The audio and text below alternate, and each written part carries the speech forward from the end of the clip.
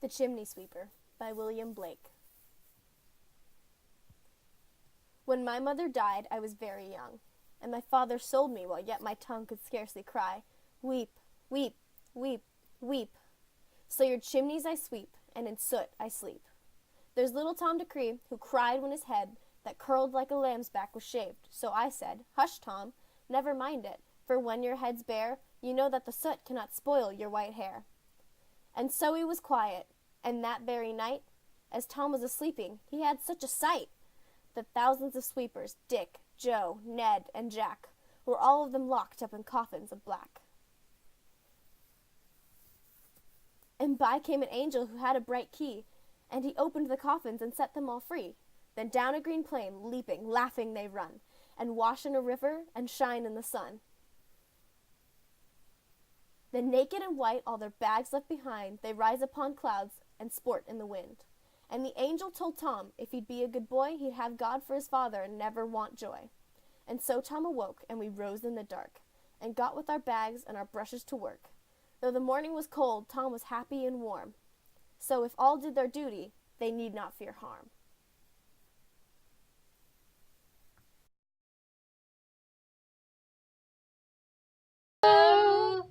Okay, so we are reading a poem from a 2005 AP English Literature and Composition for your response question. And above stated here, which you can't see all of it, is basically giving background on the author, William Blake. And the one we're going to be reading from is this Chimney Sweeper, written in 1789. And William wrote these because of the conditions of chimney sweepers from a long time ago. So let us get started. In here, we notice that the child, I'm going to assume the child's male, his mother died when he was very young, and his father had sold him away. Sold him as a baby, don't really know to who, but we know that he ended up chimney sweeping. So, father sold son. Yay. Not yay, but you know. Moving on to the second stanza, we are introduced to a new character named Tom Dacre. And he is obviously a young child because he was crying when his hair was shaved off, but towards the end of the stanza, these two, the tone shifted from the sorrowful tone to a more optimistic tone, saying like, hey, you're not gonna get dirty. Your hair's gonna like be all nice because you can't get soot in it. So, yay. An actual yay this time. Tone is more optimistic. I'm pretty sure I did not spell that right. In the stanza after that, we come to find out that poor little Tom had a nightmare. And the nightmare was about him and his fellow friends, and they were locked in coffins. But it never stated that they died. They were just in coffins, which I could consider a prison. So they are imprisoned. And the coffins are black, probably stained by the soot of the chimneys that they have been sweeping. And so it's more of a dark tone, but likely we get another shift. And our next one is more religious. And Tom says that in his dream, an angel came and set them all free. And so, happy tone. They set them free, and they washed in the river and shine in the sun. And Miranda and I consider this as a baptism, because usually back in the olden days, or somewhere in the Bible, I don't entirely know when, one of the kings had to be washed in a dirty river to get away a disease that he had. And it's kind of like a parallel to that. So I guess you could also say that we have an illusion right here. Oh, leprosy's the disease he had. I remember that. Ooh. Okay. Then afterwards, it stated that they would go to heaven. But something that really caught us was he have God for his father and never want joy. When we first saw that, we thought, why wouldn't he want joy? I mean, joy is nice.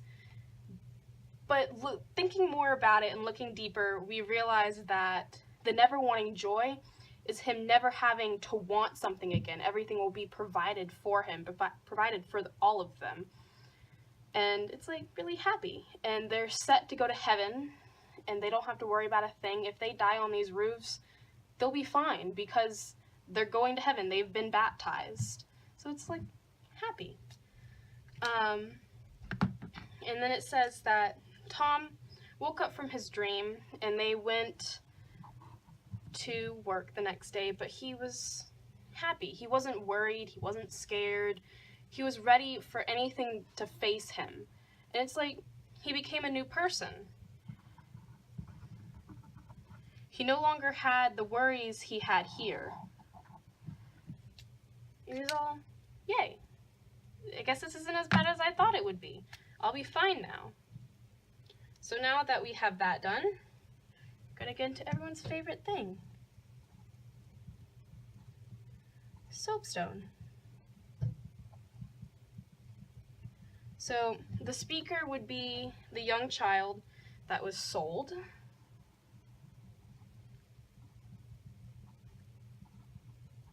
Whether this be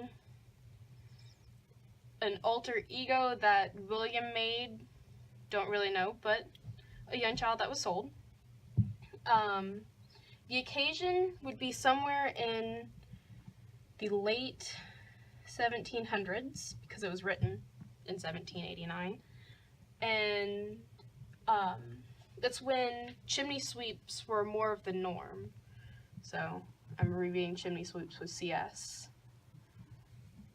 Hopefully you can see that. Yeah, there we go. Chimney sweeps are more of the norm, which isn't very nice.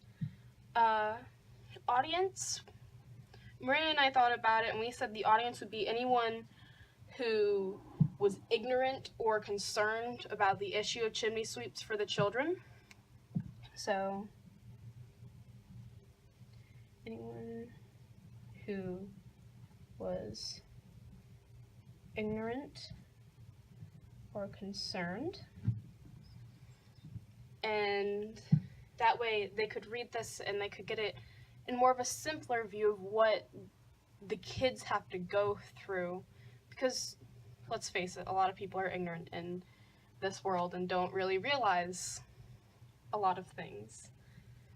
The purpose, we said, was to bring out the terrible conditions and dangers of chimney sweeping. So, alert public about dangers and conditions of chimney sweeps. That was a little long one there.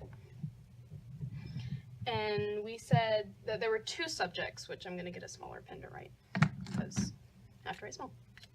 One subject would be chimney sweeping itself, and we see this through both Tom and the speaker in stanzas 1, 2, and 6. The speaker being in 1, talking about how their father sold them to chimney sweep. Don't really know who is the one making them do this, but hey. And then stanzas 2 and 6 would be Tom and how in 2 he's scared and doesn't really want to be here. In 6 he's come to accept his new fate, his new job. And then our second subject was religion, which is only seen through Tom. in stanzas 3, 4, and 5, which are his dreams. I guess it's one dream. But in his dream, he talks about an angel, he talks about death, he talks about heaven and God, because they'd rise upon the clouds and sport in the wind. And the angel told him that if he was good, he'd never have to worry about anything because God would provide for him. And we said that the overall tone was pretty optimistic. Because in stanza 2, we get the support from the speakers telling Tom, it's going to be okay. Yeah, you don't have your hair, but it'll be better for you that way. You won't be reminded by seeing your white hair all dark and spoiled in the soot. And then by stanza 4, the angel frees them from their prison of death, work, whatever you want to believe is their prison. And then in stanza 5, they're going to heaven, they're going to be fine. And in stanza 6, he's not worried anymore, he's happy. It's really an optimistic tone. So something we forgot to add in was that in stanza 1, it'd say, could scarcely cry, weep, weep, weep, weep, with an asterisk. And the asterisk at the bottom says, child's lisping attempt at the chimney sweep street cry, sweep, sweep. So it's implying that he's so young that he can't even say sweep. And that makes everything a whole lot more sad. Yeah.